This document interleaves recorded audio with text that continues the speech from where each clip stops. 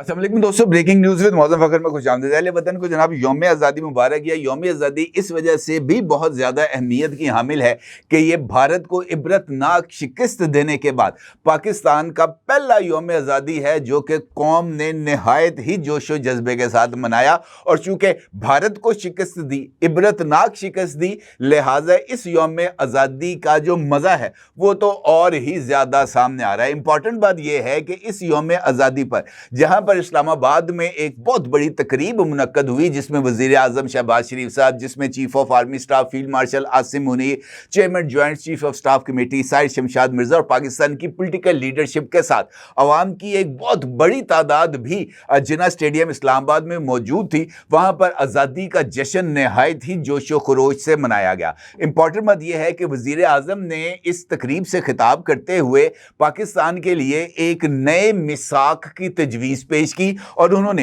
तमाम पॉलिटिकल जमातों को इस बात पर आमादा करने की और उनके लिए मुज़ाकरात का दरवाज़ा खोलने की कोशिश की जो अभी तक मुज़ाकराती अमल से बाहर हैं, यानी पाकिस्तान तहरीक इंसाफ। और चूँकि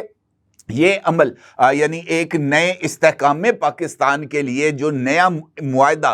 वज़ीर आज़म ने तजवीज़ किया है तमाम पॉलिटिकल पार्टीज़ और पॉलिटिकल स्टेक होल्डर्स के दरमियान, ये बहुत ही ज़्यादा अहमियत का हामिल है। ख़ास तौर पर उस मौके पर जब पाकिस्तान तहरीक इंसाफ ने पाकिस्तान की यौम आज़ादी पर एहतजाज का ऐलान भी किया था। और इम्पॉर्टेंट बात यह भी है कि एक जानिब वज़ीर आज़म एक नए मिसाक यानी मिसाक इस्तेहकाम पाकिस्तान की बुनियाद रखने की कोशिश कर रहे थे, तो दूसरी जानिब एन उसी टाइम पर पाकिस्तान तहरीक इंसाफ ने भी रात 9 बजे इस्लामाबाद में एहतजाजी कॉल दे रखी थी। लेकिन बदकिस्मती ये रही कि पाकिस्तान तहरीक इंसाफ की कि ये जो एहतजाज है इस्लामाबाद में ये तो किसी जगह पर नज़र नहीं आया। और आज यौम आज़ादी यानी 14 अगस्त वाले दिन सुबह से लेकर शाम तक पाकिस्तान तहरीक इंसाफ के इंतज़ार में पुलिस वाले जनाब कहते हैं ना कि वो बारिश के दौरान ख़राब मौसम के दरमियान उस सुकड़े पैरे पाइन सुबह से लेकर शाम तक इंतज़ार करते रहे।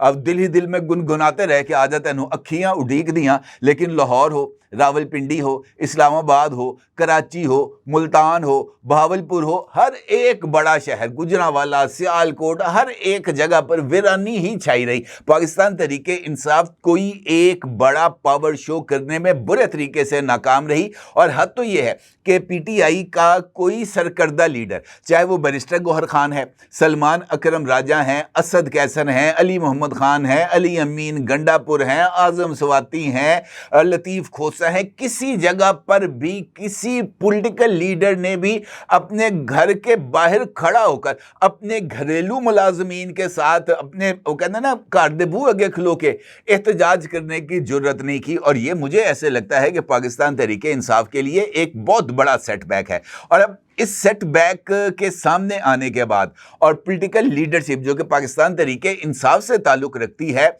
उसकी एहतजाज में अदम दिलचस्पी और लोगों को उस एहतजाज के लिए मोटिवेट ना कर पाने के बाद मेरा ख्याल है कि वज़ीर आज़म की तरफ से यह जो मिसाक इस्तेहकाम पाकिस्तान की तजवीज़ दी गई है, पाकिस्तान तहरीक इंसाफ को इस तजवीज़ के ऊपर संजीदगी से ना सिर्फ गौर करना चाहिए बल्कि इस अमल में शामिल होकर इस्टेब्लिशमेंट के साथ और रियासत के साथ जो इस वक्त उनकी दूरियां हैं उसको ख़त्म करने की एक हकीकी कोशिश करनी चाहिए। क्योंकि पाकिस्तान तहरीक इंसाफ ने एहतजाज करके देख लिया, एक नहीं, दो नहीं, 3 मरतबा उन्होंने इस्लामाबाद पर हल्ला बोला। इस्लामाबाद पर हल्ला बोलने के लिए उन्होंने मुख्तलिफ तरीके इस्तेमाल किए, लेकिन हर मरतबा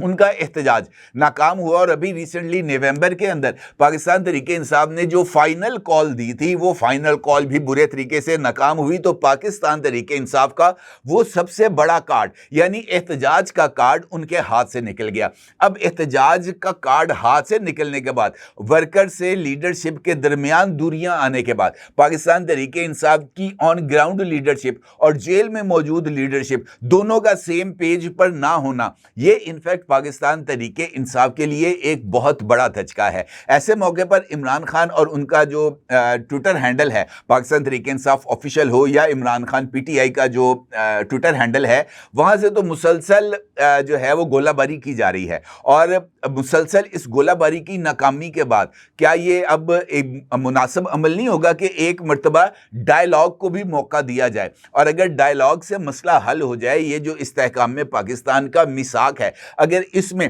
पाकिस्तान तहरीके इंसाफ शामिल हो जाए तो एक जानिब हुकूमत के साथ उनके डायलॉग के चैनल के खुलने का इम्कान है। और चूंकि इस मिसाके पाकिस्तान की अनाउंसमेंट करते हुए वजीर आजम ने इस बात का भी बरमला ऐलान किया कि तमाम पॉलिटिकल जमातें बशमूल तमाम स्टेक होल्डर्स वो इस मिसाक में शामिल होंगे, तो तमाम स्टेक होल्डर्स में से पाकिस्तान की इस्टेब्लिशमेंट भी इस वक्त एक मेजर स्टेक होल्डर है। और अगर एक ऐसा ग्रैंड डायलॉग जो कि इस्तेहकाम पाकिस्तान के नाम पर हो, पाकिस्तान तहरीके इंसाफ, इस्टेब्लिशमेंट और मौजूदा गवर्नमेंट और दीगर पॉलिटिकल जमातें एक टेबल पर बैठें, तो उस टेबल के ऊपर बैठकर मुख्तलिफ इश्यूज को हल किया जा सकता है। पाकिस्तान के अंदर फ्री एंड फेयर इलेक्शंस कैसे कराए जा सकते हैं, उसका रास्ता ढूंढा जा सकता है। इलेक्शन कमीशन को किस तरीके से एम्पावर किया जा सकता है, इलेक्शन कमीशन को हर तरह की मुदाखलत से किस तरह पाक किया जा सकता है। इंतखाबी नताइज में रद्दोबदल का जो इल्ज़ाम पाकिस्तान तहरीके इंसाफ आयद करती है, या वो हर जमात जो इलेक्शन हारती है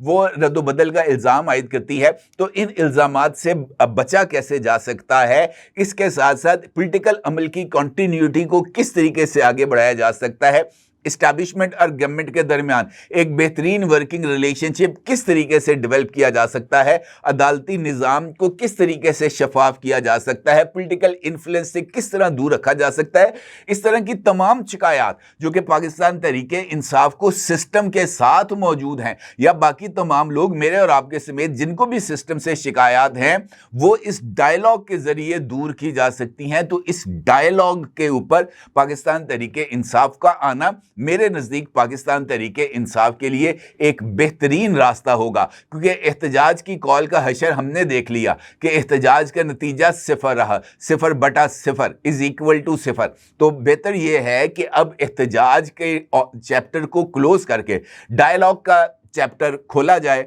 और उस डायलॉग के ज़रिए मसाइल को हल करने की कोशिश की जाए। मेरे नज़दीक यही इस वक्त पाकिस्तान तहरीके इंसाफ के पास वाहिद ऑप्शन है, और अगर पाकिस्तान तहरीके इंसाफ इस ऑप्शन पर अमल नहीं करती या इस ऑप्शन को इख्तियार नहीं करती, तो फिर मुझे नहीं लगता कि उनके पास और इसके अलावा कोई और चांस बाकी बचेगा, और फिर उसके जो नताइज हैं वो यकीनी तौर पर कुछ ज़्यादा मुनासिब नहीं होंगे। अपनी राय को ज़रूर इज़हार कीजिएगा। आपको बहुत शुक्रिया। अल्लाह हाफ़िज़।